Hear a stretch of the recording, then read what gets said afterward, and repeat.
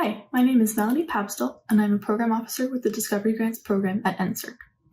This presentation will include important information relevant to completing the full application stage of the Discovery Grants application on the Research Portal. In this demonstration, we will present the Research Portal, how it works, and some key strategic recommendations. Please start by logging on to the Research Portal. If you have forgotten your password, do not create a new account. Use the Forgot My Password function and an email will be sent to you with new login information. This must be the same account that you submitted your notification of intent. If you already have a portal account but can't remember which email you used, please do not create a new account. Contact NSERC instead and we will help you retrieve your information. The email contact is webapp@nsерc-crsng.gc.ca. Let's start with the collection of self-identification data. Click on Profile, then User Profile to get to the screen. You may have completed this upon submitting your NOI. Please update this if necessary. The collection of self-identification data is driven by the Government of Canada's commitment to equity, diversity, and inclusion in the federal research enterprise. Please know that self-identification information is not shared with members or reviewers. It is collected for the purposes of program operations, including the recruitment of external individuals for merit review processes, and, where applicable, planning, performance measurement, monitoring, evaluation, and audits. It may also be used in aggregate to report to government or to the public. Self-identification information will be reported in a format that ensures protection of the identity of any individual.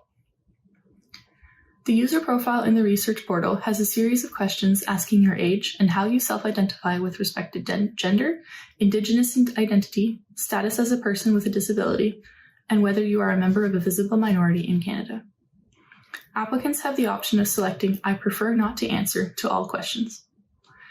Applicants will be asked these self-identification questions each time they submit an application, and the user profile will be pre-populated with your last responses. You can change your information with each submission. Now we'll create our application. Go back to the Welcome page. First, click on Create Application to display your options. There is a list of applications for which you can select Create. This is also where the deadline dates are indicated. You'll also see below the NOI that you submitted. You may have internal deadlines within your institution. Please check with your institution's Research Grants Office. Click Create next to Discovery Grants Program Individual. You'll see the NOI that was submitted that will form the basis of your application. Click on Select to move from the NOI phase to the application phase. Please be aware there are two rows. One is your application and one is your NOI from before. Click Open for the entry that corresponds to your application. We will now go into the specifics of the information required for the Research Portal at the full application stage. On the Overview page, at the very top, you will find a countdown until the submission date. Yellow triangles indicate a module has not been completed. You must go in, complete, then save and validate each section before you are able to submit. For the Reviewer Exclusion section, even if you do not identify anyone to exclude, you must save and validate. Each section must be completed or have a green check mark. You will not be able to submit your application if there is incomplete information. We'll start by focusing on the specific modules of the application for the DG program. You will see 10 sections to complete under Module Status. For navigation purposes, you will find on the side a table of contents with all the sections to be completed. This is an easy way to navigate between modules in the portal. Let's begin with the Identification module. This information is generated from the user profile information. You should always double-check that the information in this module is accurate and up-to-date. You may update the title of your application from the NOI stage. You'll be asked in this module whether you want to be considered for the DND/NSERC Discovery Grant Supplement or the Northern Research Supplements. You'll also be asked in this module whether you entered one or more eligible leaves of absences in your Canadian Common CV for this application. If you answer yes to this question, you'll be asked to submit an additional attachment on supplemental contributions. Please refer to the instructions for more details. In the Identification section, select your application category. If the Early Career Researcher category is selected, the explanation box will appear. Early career researchers are applicants who have held an independent academic position for 5 years or less. For example, to be classified as an ECR, a researcher submitting an NOI this August would have been hired on or after July 1st, 5 years earlier. In the box, you must explain the eligibility of your first appointment, highlighting the independent research and supervisory components. Applicants who select ECR as their applicant category must also include a list of all positions found in their CCV that meet NSERC's requirements for an independent academic position, in addition to explaining how they meet the ECR definition. An independent academic position is a position that is a university faculty appointment, tenured or non-tenured, and requires that the researcher engages in research that is not under the direction of another individual, and authorizes the researcher to supervise or co-supervise the research of students registered in an undergraduate or graduate degree program, or postdoctoral fellows. Applicants should have in mind the position that will receive the DG grant when responding to the questions of the profile. For all specific questions or individual cases, please use resgrant@nserc-crsng.gc.ca. How do I answer the following questions? I hold an academic appointment at an eligible Canadian post-secondary institution. Answer yes if you are already in position. No if you have a firm offer or will have an offer by mid-December but have not started yet.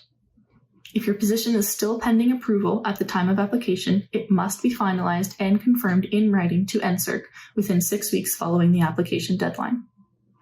I will hold an academic appointment at an eligible Canadian post-secondary institution. Answer yes if you have a firm offer or will have by mid-December but have not started yet. If your position is still pending approval at the time of application, it must be finalized and confirmed in writing to NSERC within 6 weeks following the application deadline. Answer no if you are already in position. Expected start date. If you answered yes to the previous question, you are required to enter the day you are starting your position. Official title of position. Enter the title of the position for which you are applying from. If your title is not in the dropdown, use freeform option and type in the exact title of position. Refer to your letter of offer. Department division. Enter your department division. If your department is not available, use head office siège social. The position I currently hold or will hold is a tenured track or lifetime professor emeritus at an eligible Canadian university. Simply answer yes or no depending on your position. Refer to your letter of offer. You must hold or have a firm offer of an academic appointment at an eligible Canadian university at the time of application. For the duration of the award, you must hold such a position. The position I currently hold or will hold is an indeterminate, i.e. with no end date, academic position with an eligible Canadian university other than tenure track, or lifetime professor emeritus. Simply answer yes or no depending on your position. Refer to your letter of offer. You must hold or have a firm offer of an academic appointment at an eligible Canadian university at the time of application. For the duration of the award, you must hold such a position. The position I currently hold or will hold is a term or contract academic position of no less than 3 years at an eligible Canadian university. Simply answer yes or no depending on your position. Refer to your letter of offer. Your term or contract position of no less than 3 years. If your term ends before your grant, you are still eligible. NSERC follows up every year before releasing the next installment to ensure your term is renewed for another 3 years. Note that 3 years plus a 1-year renewal does not make you eligible. Each term needs to be no less than 3 years. You must hold or have a firm offer of an academic appointment at an eligible Canadian university at the time of application. For the duration of the award, you must hold such a position. If your offer of a position is still pending approval at the time of application, it must be finalized and confirmed in writing to NSERC within 6 weeks following the application deadline. In addition to the academic position named above, I hold a remunerated position at an eligible Canadian institution. Simply answer yes or no, depending on your situation. This information is captured to determine if your salary is paid from other agency funds.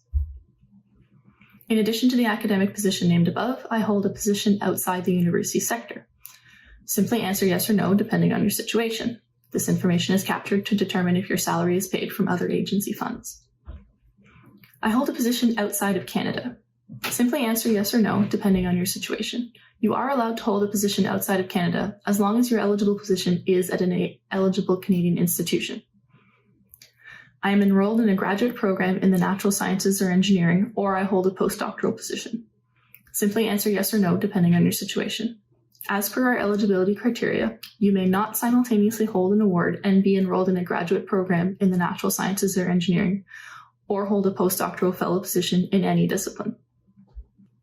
Before any funds can be released on an NSERC grant, the applicants must take up their faculty position and complete all degree requirements.